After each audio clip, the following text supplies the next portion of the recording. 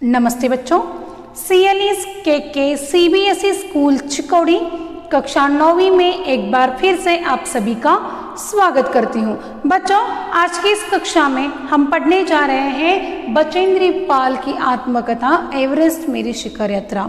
Everest की शिखर यात्रा उन्होंने किस प्रकार से कंप्लीट की, कितनी सारी कठिनाइयों से जूझते वो आगे बढ़ती गई, लेकिन अपना हौसला नहीं आ रही है ना।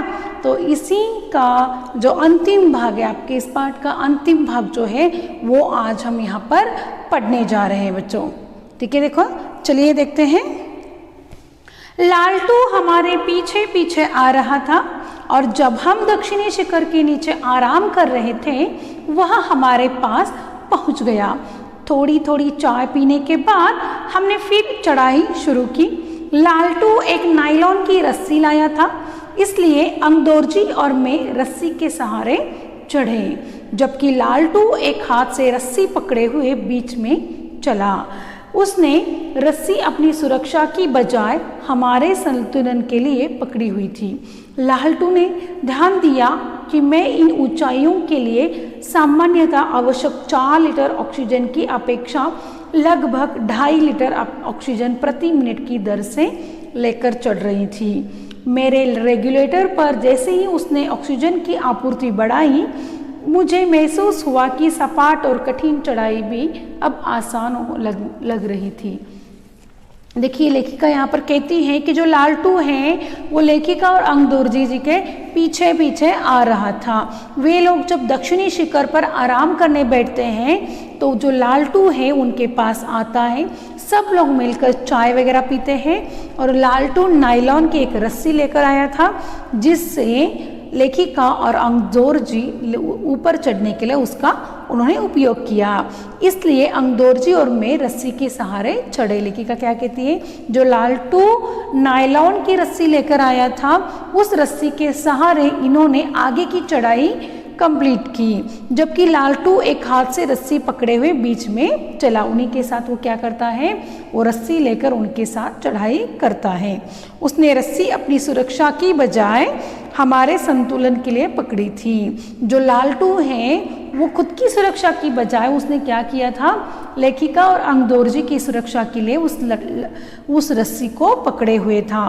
हाँ, लालटू ने ध्यान दिया, वो जो लालटू है उसने लेखिका के ऊपर ध्यान दिया कि जो लेखिका है वो क्या कर रही है, प्रति मिनट 2.5 लीटर ऑक्सीजन प्रति मिनट की दर से लेकर चल रही। जो ऑक्सीजन है वो 2.5 लीटर ऑक्सीजन प्रति मिनट दर के लेकर चल रही है।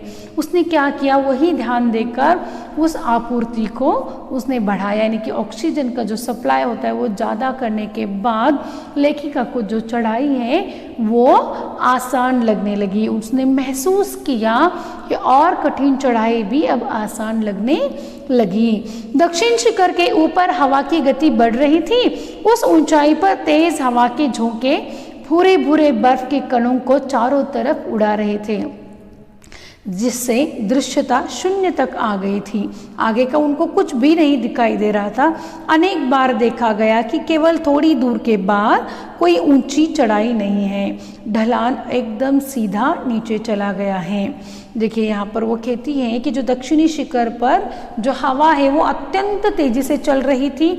उस ऊंचाई पर तेज हवा के जो झोंके हैं वो भूरे भूरे बर्फ, जैसे कि आप आइसक्रीम का गोला बनाते हो, देखो बच्चों, जो उसमें भूरा भूरा बर्फ होता है, ऐसे भूरे भूरे बर्फ के कण जो है वहाँ पर चल रहे थे, चारों तरफ उड़ रहे थे, जिससे क्या हो रहा था, उनको आगे का कुछ दिखाई नहीं दे रहा था। वो कहती है कि अनेक बार बार उन्होंने देखा कि आगे कुछ कठिन चढ़ाई है क्या। हाँ, तो उन्होंने देखा और महसूस भी किया कि आगे कोई कठिन चढ़ाई नहीं है।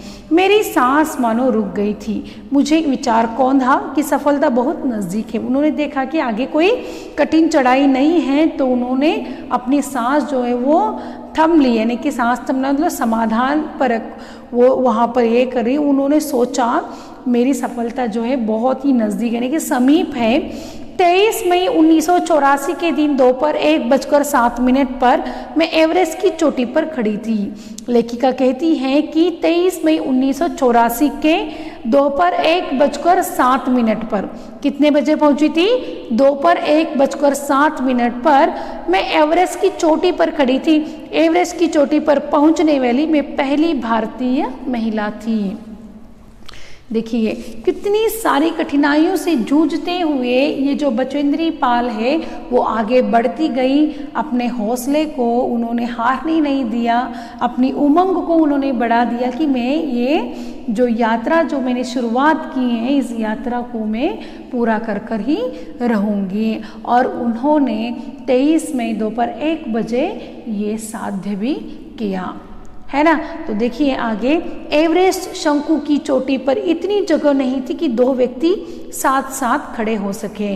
एवरेस्ट की जो चोटी थी, चोटी मतलब इस प्रकार से अगर पर्वत की चोटी थी, इसके सतह पर इतनी जगह नहीं थी कि 2 लोग यहाँ पर एक साथ ठहर सके। चारों तरफ हजारों मीटर लंबा सीधी ढलान को देखते हुए हमारे सामने प्रश्न सुरक्षा का था। ये जो ढलान होती है, सीधी ढलान जो है, इनको देखते हुए उनके सामने क्या आया कि उनके सुरक्षा का प्रश्न सामने आया। उन्होंने क्या किया, हमने पहले बर्फ़ के फावड़े से बर्फ़ की खुदाई कर अपने आप को सुरक्षित रूप से वहाँ पर स्थिर किया। लेखिका और जो अंगदोर्जी हैं उनके साथ और 2 भी लोग थे। इन्होंने क्या किया कि वहाँ पर फावड़े से खुदाई कर दी और वहीं पर उन्होंने अपने लिए एक सुरक्षित जगह बना ली। हमने पहले बर्फ़ के फावड़े से बर्फ़ की खुदाई कर, यहाँ पर कुछ मिस्टेक हुआ है बच्चों, हमने पहले बर्फ़ को फावड़े से खुदाई कर दी। उन्होंने बर्फ़ के फावड़े से बर्फ़ की खुदाई अपने आप को सुरक्षित रूप से स्थिर किया। इसके बाद में अपने घुटनों के बल बैठी। घुटनों के बल मतलब अपने घुटने वहाँ पर क्या किया, उस पर्वत की चोटी पर लगाया और बर्फ़ पर अपने माथे को लगाकर मैंने सागर माथे के ताज का चुंबन लिया। लेखिका क्या करती है, अपने घुटने के बल बैठती है और अपना जो सिर है वो क्या करती है, वहाँ उस सागर माथे को लगाती हैं, उस बर्फ़ को अपने माथे को लगाती है और उस एवरेस्ट की चोटी का वो क्या करती है, चुंबन लेती हैं। बिना उठे ही मैंने अपने थैले से दुर्गा माँ का चित्र और हनुमान चालीसा निकाला। जो लेखिका है वो अपने साथ दुर्गा माँ का चित्र और हनुमान चालीसा भी लेकर गई थी। उन्होंने अपने लाल कपड़े में लपेटा, इनको अपने साथ लाए लाल कपड़े में लपेटा, छोटी सी पूजा अर्चना की और इनको बर्फ में दबा दिया। आनंद के इस क्षण में मुझे अपने माता पिता का ध्यान आया। लेखिका कहती है, देखिए इतना, अगर कोई परीक्षा में पास होता है, उसका रैंक आता है, तो जितनी खुशी होती है ना, उससे बड़ी खुशी थी। इन्होंने एवरेस्ट की चोटी को पार किया था, एवरेस्ट की चोटी पर ये खड़ी थी, इतना आनंद उनको हुआ था। उन्होंने क्या किया, वहाँ जाने के बाद घुटनों के बल बैठकर उस सागर माथे का चुंबन किया। वहाँ पर उन्होंने दुर्गा माँ की पूजा अर्चना की और दुर्गा माँ के फोटो के साथ हनुमान चालीसा को भी उन्होंने लाल कपड़े में बांधकर बर्फ में दबा दिया। आनंद के इस क्षण, उनका आनंद इतना बड़ा था कि उस क्षण में वो अपने माता पिता को याद करने लगी। जैसे मैं उठी, मैंने अपने हाथ जोड़े और मैं अपने रज्जू नेता अंगदोर्जी के प्रति आदर भाव से झुकी। ये देखिए वो उठती है, जैसे ही उठती है वो सामने उनके कौन था, जो उनके अंगदोर्जी हैं, जो बिना ऑक्सीजन के ऊपर चढ़ रहे थे। हाँ, और उनको एक मतलब उन्होंने जो प्रेरित किया कि आगे हमें एक ही दिन में चढ़ना है और उसी दिन हमें वापस साउथ पोल आना है। तो इनसे प्रेरणा लेकर वो अपने मन में और आत्मविश्वास को वो बढ़ाती हैं और इसी के साथ वो चढ़ाई करती है। और एक था जो अंगदोर्जी के प्रति इनके मन में जो विश्वास था, इसीलिए वो एवरेस्ट की चोटी पर चढ़ सकी और उनके सामने वो आदर से झुकती है। अंगदोर्जी ने, जिन्होंने मुझे प्रोत्साहित किया और मुझे लक्ष्य तक पहुंचाया। वो कितना आदर से वो कहती है कि जो अंगदोर्जी है, इन्होंने मुझे अगर प्रेरित नहीं किया होता तो काश मैं एवरेस्ट की चोटी पर चढ़ नहीं सकती थी, क्योंकि इनके साथ कितने बड़े बड़े हादसे हुए, इनके कैंप को तहस नहस कर दिया गया, है ना। तो इस प्रकार से लेखिका कहती है कि इतनी सारी कठिनाइयों के बाद भी आज मैं कहाँ थी, एवरेस्ट की चोटी पर, है ना। और इसका कारण कौन था, ये अंगदोर जी, इसीलिए उनके प्रति वो आदर भाव से झुकती हैं। मैंने उन्हें बिना ऑक्सीजन के एवरेस्ट की दूसरी चढ़ाई पर बधाई भी दी। ये जो अंगदोर जी है, इन्होंने बिना ऑक्सीजन के एवरेस्ट की चढ़ाई की थी। बहुत बड़ा मुश्किल काम होता है ना, वो भी दूसरी बार, और उसकी भी उन्होंने बधाई दी। उन्होंने मुझे गले लगाया और कानों में फुसफुसाया, यानी कि कानों में उन्होंने बोल दिया कि दीदी तुमने अच्छी चढ़ाई की, मैं बहुत प्रसन्न हूँ। जो अंगदोर जी है वो लेखिका को गले लगाते हैं और कहते हैं कि दीदी तुमने अच्छी चढ़ाई की, क्योंकि कम समय में ये लोग आगे बढ़ते हैं। इनके पहले वाला जो दल था उन्होंने 4 घंटे लगाए थे चढ़ने में, लेकिन ये दोनों जो हैं वो कम समय में एवरेस्ट की चोटी पर पहुँच जाते हैं। कुछ देर सोनम पुलजर पहुँचे और उन्होंने फ़ोटो लेने शुरू कर दिए। इस समय तक लालटू ने हमारे नेता को एवरेस्ट पर हम चारों के होने की सूचना दे दी थी। तब मेरे हाथ में वॉकी टॉकी दिया गया। कर्नल खुल्लर ने हमारी सफलता से कर्नल खुल्लर जो है वो हमारी सफलता से बहुत प्रसन्न थे। मुझे बधाई देते हुए कहा, मैं तुम्हारी इस अनूठी उपलब्धि के लिए तुम्हारे माता पिता को बधाई देना चाहूँगा।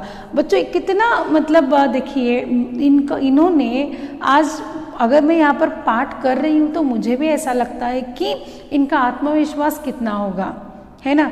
और आप में भी ऐसा आत्मविश्वास जगना चाहिए बच्चों। तो इसीलिए ये जो बचेंद्री पाल हैं, इन्होंने इतने कम समय में एवरेस्ट की चढ़ाई कर उसी दिन वो वापस आई थी, और इसी के विजय में जो कर्नल खुल्लर है बहुत प्रसन्न होते हैं और कहते हैं कि तुम्हारी इस अनूठी उपलब्धि, अनूठी का अर्थ होता है अनोखा, अनूठी का अर्थ क्या होता है, ये जो अनोखा तुम्हारा जो यश है, वो जिस यश को तुमने प्राप्त किया है, इस अनोखे यश के लिए मैं क्या करने वाला हूँ, तुम्हारे माता पिता को धन्यवाद देने वाला हूँ, उनको बधाई कहने वाला हूँ। वे बोले कि देश को तुम पर गर्व है और अब तुम ऐसे संसार में वापस जाओगी जो तुम्हारे अपने पीछे छोड़े हुए संसार से एकदम भिन्न होगा।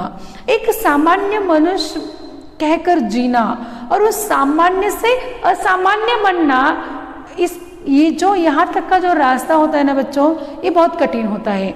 और सामान्य से असामान्य बनना ये बचेंद्री पाल ने यहाँ पर कर दिखाया था। और इसके लिए भी ये जो कर्नल खुल्लर है वो क्या कहते हैं कि तुम ऐसे संसार में वापस जाओगी, ऐसे जीवन में वापस जाओगी जहाँ पर लोग तुम्हें एक ऊंचाई पर देखेंगे, है ना। वो कहते हैं कि तुम्हारे अपने पीछे छोड़े हुए संसार से वो एकदम सा भिन्न होगा, तुम्हारी तरफ देखने का जो नज़रिया है वो अलग होगा। तो इस प्रकार से कर्नल खुल्लर जो है वो लेखिका को बधाई देते हैं। और आज भी इस तरह से जो बचेंद्री पाल हैं, आज भी इनको बहुत सारे पुरस्कार भी मिले हैं, पद्मश्री हो, बहुत सारे पुरस्कार इनको मिले हैं। जैसे कि आज हम इनको सबसे बड़ा गौरव जो है वो एवरेस्ट की चोटी पर चढ़ने वाली पहली भारतीय महिला होने का गौरव इनको मिला है ना। हमारे लिए भी ये बहुत बड़ी बात है, गर्व की बात है।